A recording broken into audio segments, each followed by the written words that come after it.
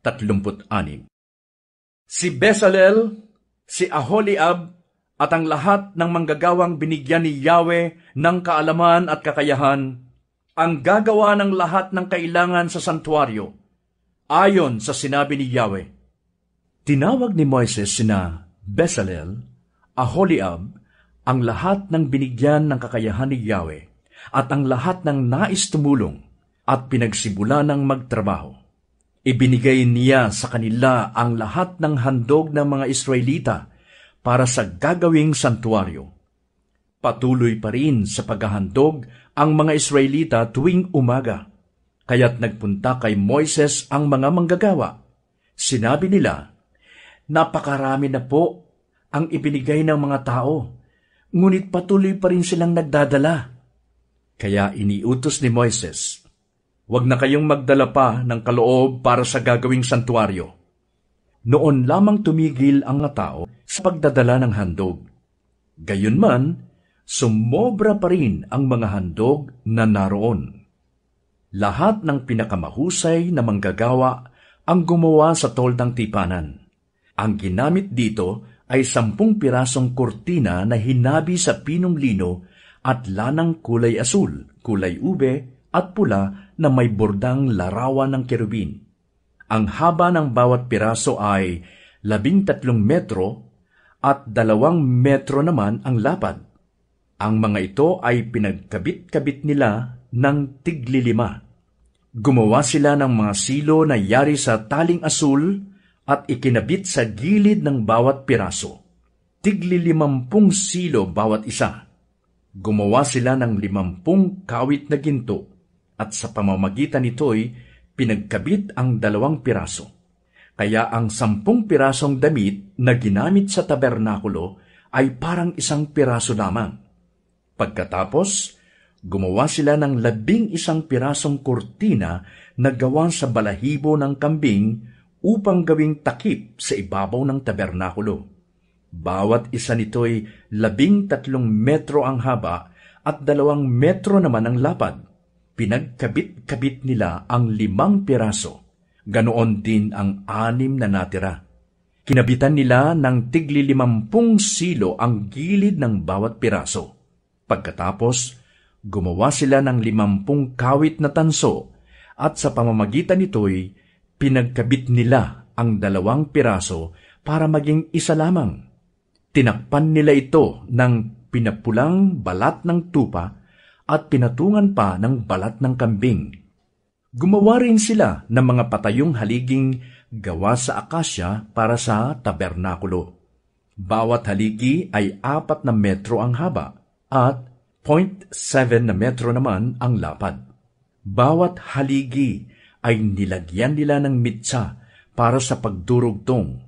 20 haligi ang ginawa nila para sa gawing timog at 40 patungang pilak na may suotan ng mitsa. 20 rin ang ginawa nilang haligi sa gawing hilaga at 40 patungang pilak din, 2 sa bawat haligi. Para sa likod, sa gawing kanluran ay 6 na haligi at 2 naman para sa mga sulok. Ang mga haligi sa magkabilang sulok ay magkadikit mula ibaba hanggang itaas sa may unang argolya. Sa makatuwid, 8 ang haliging nagamit sa likod at may tigalawang patungang pilak ang bawat isa. Gumawa rin siya ng pahalang na balangkas na yari sa akasya, 5 sa isang gilid, 5 sa kabila, at 5 rin sa likod. Ang pahalang na haliging panggitna ay abot sa magkabilang gilid ng dingding. Binalot nila ng ginto ang mga haligi at kinabitan ng argolyang ginto na pagsusuotan ng mga pahalang na haligi na binalot din ng ginto. Gumawa rin sila ng kurtinang yari sa pinong lino at lanang kulay asul, kulay ube at pula. Ito'y binurdahan nila ng larawan ng kerubin. Gumawa sila ng 4 na haliging akasya na kabitan ng tabing. Binalot nila ito ng ginto, kinabitan ng kawit na ginto rin, at itinayo sa 4 na tuntungang pilak. Para sa pintuan, gumawa sila ng kurtinang yari sa pinong lino at lanang kulay asul, kulay ube at pula at binurdahan ng maganda. Gumawa sila ng 5 posteng pagsasabitan ng kurtina. Kinabitan nila iyon ng mga kawit. Ang dulo'y binalot ng ginto, gayon din ang mga haligi at itinayo sa 5 tuntungang tanso. Sudu, Kabanata 37. Yari sa akasya ang ginawa ni Bezalel na kaban ng tipan. 1.1 na metro ang haba, 0.7 na metro ang luwang, at 0.7 na metro ang taas. Binalot niya ng ginto ang loob at labas, at ang labi nito'y nilagyan nila ng muldurang ginto. Gumawa siya ng 4 na argolyang ginto at ikinabit sa 4 na paa ng kaban, tigalawa sa magkabila. Gumawa rin siya ng kahoy na pampasan na yari sa akasya at binalutan din niya ito ng ginto. Isinuot niya ang mga ito sa mga argolya sa magkabilang gilid upang maging pasanan nito. Ginawa rin niya ang luklukan ng awa na yari sa purong ginto. Ang haba nito'y 1.1 na metro at 0.7 na metro naman ang luwang. Ang magkabilang dulo nito ay iginawa niya ng 2 kerubing yari sa purong ginto, tig-isa sa magkabilang dulo. Ikinabit niya itong mabuti sa luklukan ng awa, kaya ito at ang mga kerubin ay naging isang piraso. Magkaharap ang mga kerubin at nakatungo sa luklukan ng awa. Nakabuka ang kanilang mga pakpak at nakalukob dito. Gumawa rin ng mesang akasya si Bezalel. 0.9 na metro ang haba nito, 0.5 na metro ang lapad, at 0.7 na metro ang taas. Binalot niya ito ng ginto at pati na ang paligid. Nilagyan niya ito ng sinepa na singlapad ng isang palad at pinaligiran din ng ginto. Gumawa siya ng 4 na argolyang ginto at ikinabit sa 4 na sulok sa may tapat ng paa nito. Ang mga argolyang pagkakabitan ng mga kahoy na pampasan ay malapit sa sinepa. Iginawa rin niya ang mesa ng mga pampasan na yari sa akasya at binalutan din ng ginto. Gumawa rin siya ng mga kagamitang ginto para sa mesa, mga plato, tasa, banga at mangkok para sa handog na inumin. Gumawa rin siya ng ilawang yari sa purong ginto. Ang patungan at tagdan nito'y yari sa pinitpit na purong ginto. Ang mga palamuti nitong bulaklak, ang buko at mga talulot ay parang iisang piraso. Mayroon itong 6 na sanga, 3 sa magkabila. Bawat sanga ay may 3 magagandang bulaklak na parang almendra, may usbong at may talulot. Ang tagdan ay may 4 ding bulaklak na tulad ng nasa sanga. May tig-iisang usbong sa ilalim ng mga sanga, isa sa ilalim ng bawat sanga. Ang mga usbong, mga sanga at ang tagdan ng ilawan ay iisang piraso na gawa sa purong ginto. Ang ilawan ay iginawa niya ng 7 ilaw na may kasamang pang-ipit ng mitsa at patungan na pawang dalisay na ginto. Ang nagamit sa ilawan ay 35 kilong purong ginto. Gumawa siya ng altar na sunugan ng insenso. Ito ay yari sa punong akasya. Ito ay parisukat. 0.5 na metro ang haba, gayon din ang lapad, at 0.9 na metro ang taas. Ang 4 na sulok nito ay nilagyan niya ng sungay na kaisang piraso ng altar. Binalutan niya ang ibabaw nito ng purong ginto. Ang mga gilid at ang mga sungay ay binalot din ng ginto. Gumawa siya ng 2 argolyang ginto at ikinabit sa magkabilang gilid sa ibaba para pagsuotan ng pampasan. Gumawa rin siya ng pampasan na yari sa punong akasya, at ito'y binalot din ng ginto. Si Bezalel din ang naghalo ng sagradong langis na pampahid at ng purong insenso, at ito'y parang ginawa ng isang dalubhasa sa paggawa ng pabango. Sudu, Kabanata 38. Akasya rin ang ginamit ni Bezalel sa paggawa ng altar na sunugan ng handog. Ito'y parisukat. 2.2 na metro ang haba, ganoon din ang lapad, at 1.3 na metro naman ang taas. Ang mga sulok nito'y nilagyan niya ng sungay na kaisang piraso ng altar at binalot ng tanso. Si Bezalel din ang gumawa ng mga kagamitang tanso para sa altar: palayok, pala, palanggana, malaking tinidor at lalagyan ng apoy. Gumawa rin siya ng parilyang tanso at ikinabit sa ilalim ng baitang sa kalahatian ng altar. Gumawa siya ng 4 na argolya at ikinabit sa 4 na sulok ng parilya para pagsuotan ng pampasan. Akasya rin ang ginawa niyang pampasan. Binalot niya ito ng tanso at isinuot sa mga argolya sa gilid ng altar. Tabla ang ginamit niya sa paggawa ng altar at ito'y may guwang sa loob. Gumawa nga siya ng palangganang tanso at tansurin ang patungan.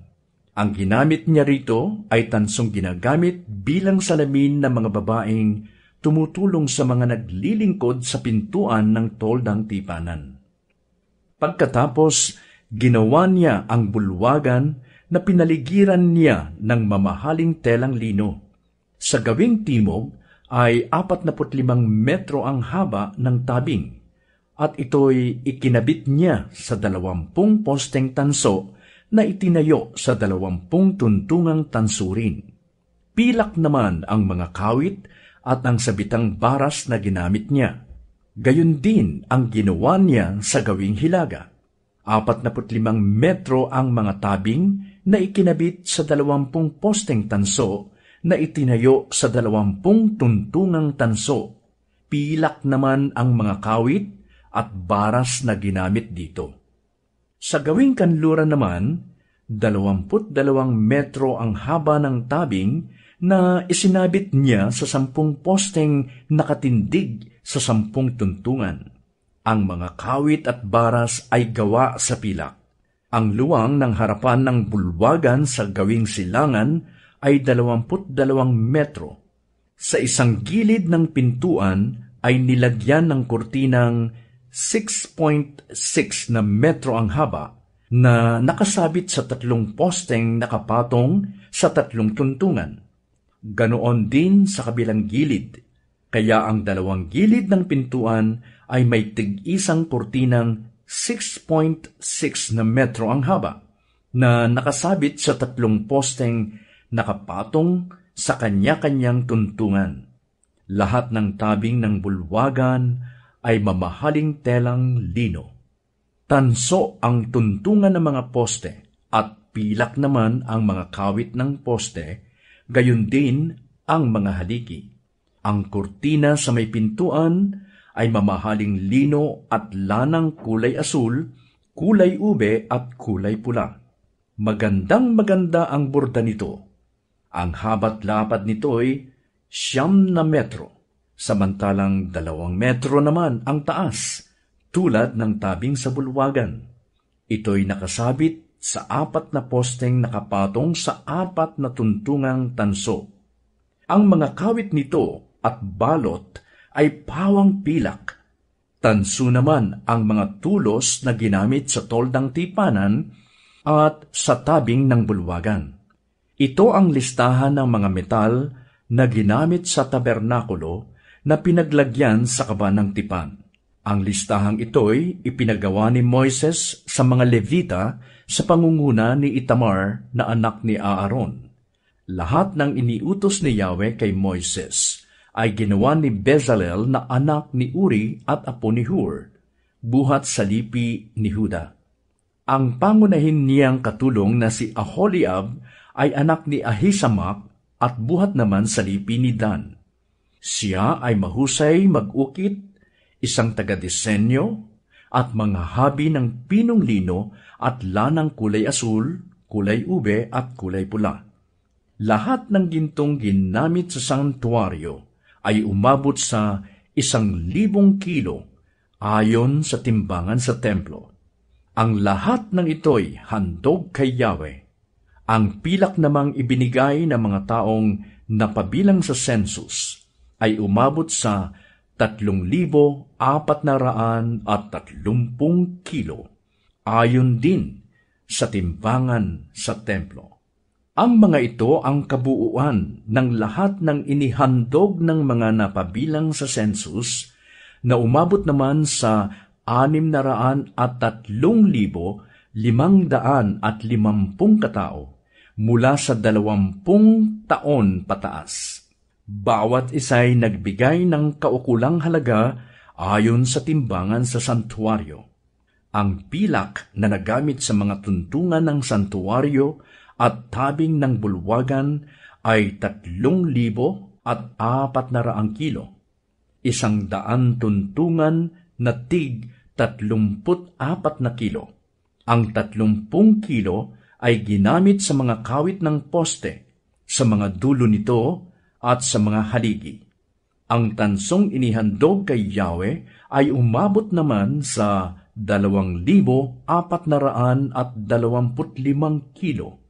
Ito ay ginamit sa mga tuntungan sa pintuan ng toldang tipanan, sa altar at sa parilyang tanso, gayon din sa lahat ng gamit sa altar, sa tuntungan sa paligid ng patio, at tuntungan ng poste ng pinto, at sa lahat ng tulos na ginamit sa paligid ng tabernakulo. Kabanata 39. Ginawa nila ang kasuotan ni Aaron ayon sa iniutos ni Yahweh kay Moises. Lanang kulay asul, kulay ube at pula ang ginamit nila sa kasuotan ng mga pari.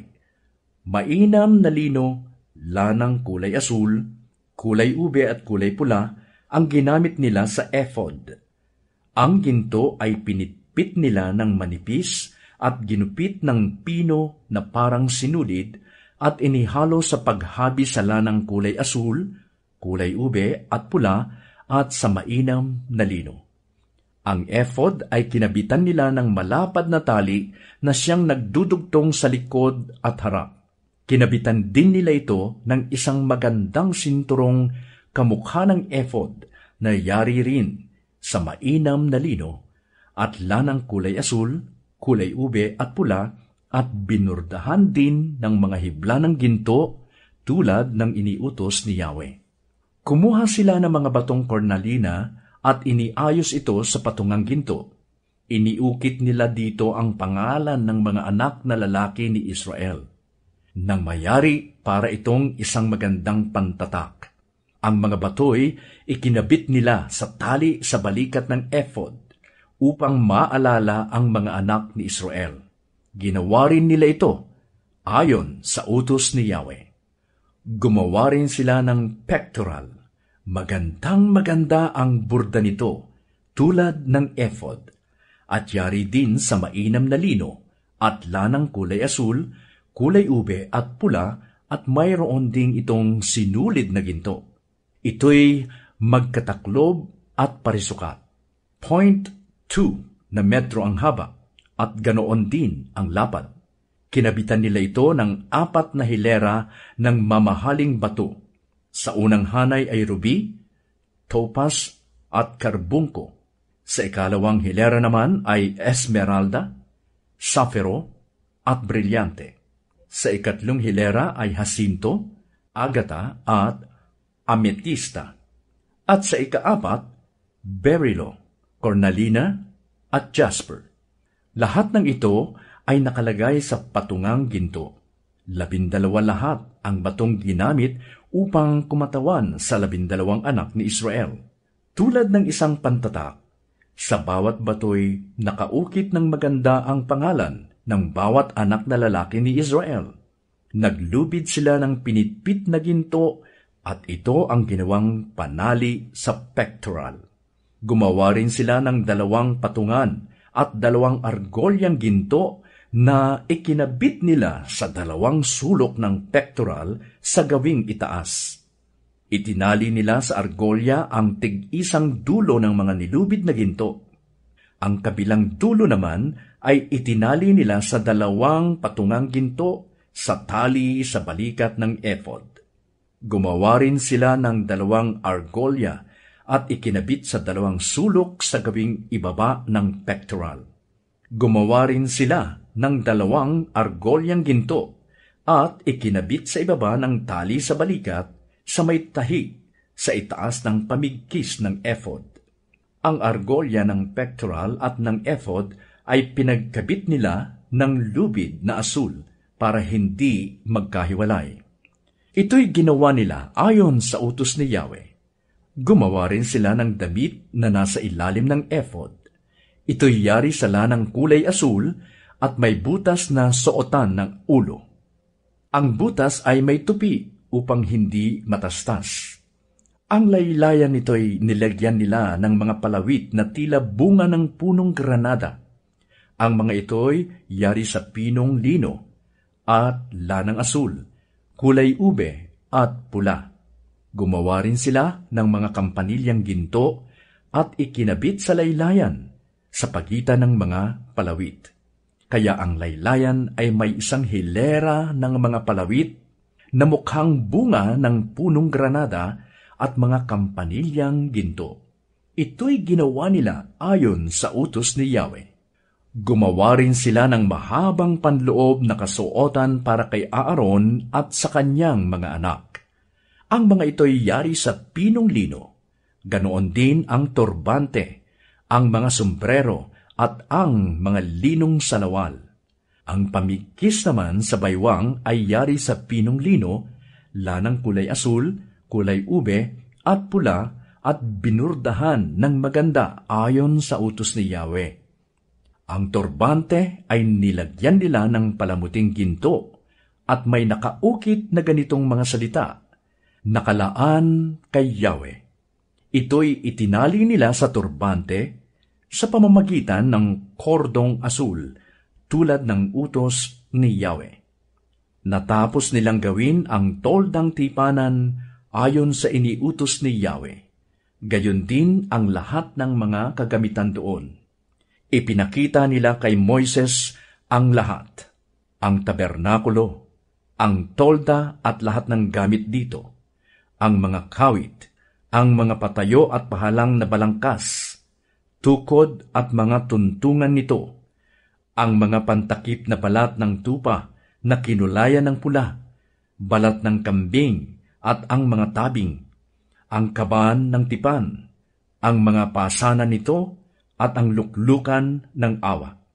Ipinakita rin nila ang mesa at ang mga kagamitan nito, ang tinapay na panghandog sa Diyos, ang ilawang ginto, ang mga ilaw at ang iba pang mga kagamitan nito, at ang langis para sa mga ilaw, ang altar na ginto, ang langis na pampahid, ang mabangong insenso at ang kortina para sa pintuan ng tolda. Ipinakita rin nila ang altar na tanso, kasama ang parilyang tanso, ang mga pasanan at lahat ng kagamitan ng altar, ang palangganang tanso at ang patungan nito, ang mga kortina para sa bulwagan, ang mga poste at ang mga tuntungan nito, ang tabing sa pagpasok sa bulwagan, ang mga tali, ang mga tulos para sa tolda, at lahat ng kagamitan sa paglilingkod sa loob ng toldang tipanan. Ipinakita rin nila ang sagradong kasuotan ng mga pari para sa kanilang paglilingkod sa dakong banal, ang banal na kasuotan ng paring si Aaron, at ang kasuotan ng kanyang mga anak na maglilingkod bilang mga pari.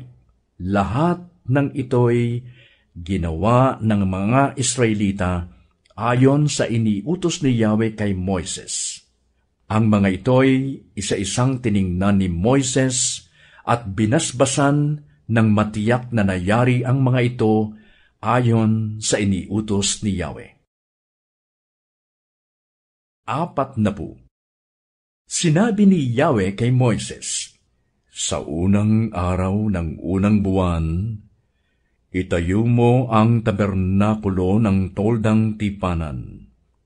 Ilagay mo sa loob nito ang kaban ng tipan at tabingan mo. Ipasok mo ang mesa at ipatong mo roon ang kagamitan niyon. Ipasok mo rin ang ilawan at iayos ang mga ilaw. Ang altar na gintong sunugan ng insenso ay ilagay mo sa tapat ng kaban ng tipan at kabitan mo ng tabing ang pintuan nito. Ang altar namang sunugan ng mga handog ay ilagay mo sa harap ng tabernakulo ng toldang tipanan. Ilagay mo naman sa pagitan ng altar at ng tolda ang palanggana at lagyan mo ng tubig.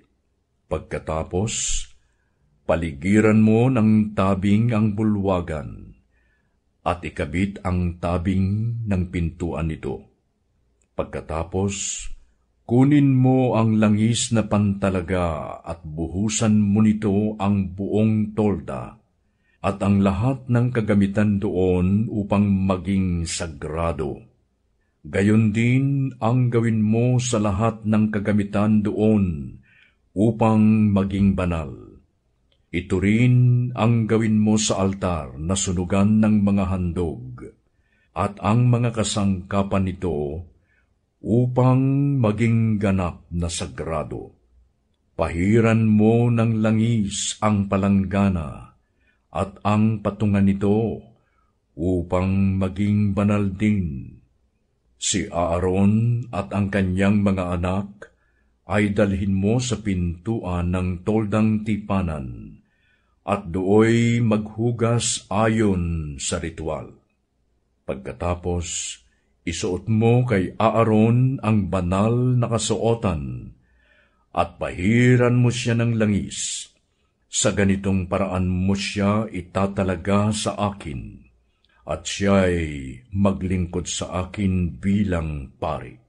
Palapitin mo rin ang kanyang mga anak, at isuot mo sa kanila ang mahabang panloob na kasuotan. Pahiran mo sila ng langis tulad ng ginawa mo sa kanilang ama, upang makapaglingkod sila sa akin bilang mga pari. Dahil sa pagkapahid mo sa kanila ng langis, mananatili silang mga pari habang buhay. Ginawa ni Moises ang lahat ayon sa iniutos ni Yahweh. Kaya ang tabernakulo'y itinayo nila noong unang araw ng unang buwan ng 2 taon mula nang umalis sila sa Ehipto. Si Moises ang nagtayo ng tabernakulo. Inilagay niya ang mga tuntungan nito. Itinayo ang mga balangkas. Isinuot sa mga argolya ang mga pahalang na balangkas at itinayo ang mga poste. Nilatagan niya ng lona ang ibabaw nito at inatipan tulad ng iniutos ni Yahweh. Inilagay niya sa loob ng kaban ng tipan ang mga tapyas na batong kinasusulatan ng mga utos.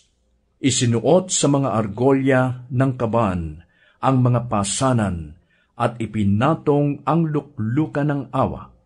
Ipinasok niya sa tolda ang kaban ng tipan at tinabingan ayon sa utos ni Yahweh. Ang mesa ay inilagay niya sa loob ng toldang tipanan, sa may gawing hilaga ng tabernakulo, sa labas ng tabing. Tulad ng utos ni Yahweh, ipinatong niya sa mesa ang tinapay na panghandog. Inilagay niya ang ilawan sa loob ng toldang tipanan sa gawing timog ng tabernakulo, sa tapat ng mesa, at iniayos ang mga ilaw tulad ng utos ni Yahweh. Inilagay niya sa loob ng toldang tipanan ang altar na ginto sa harap ng tabing. Dito niya sinunog ang mabangong insenso tulad ng utos sa kanya ni Yahweh. Ikinabit niya ang tabing sa pintuan ng tabernakulo.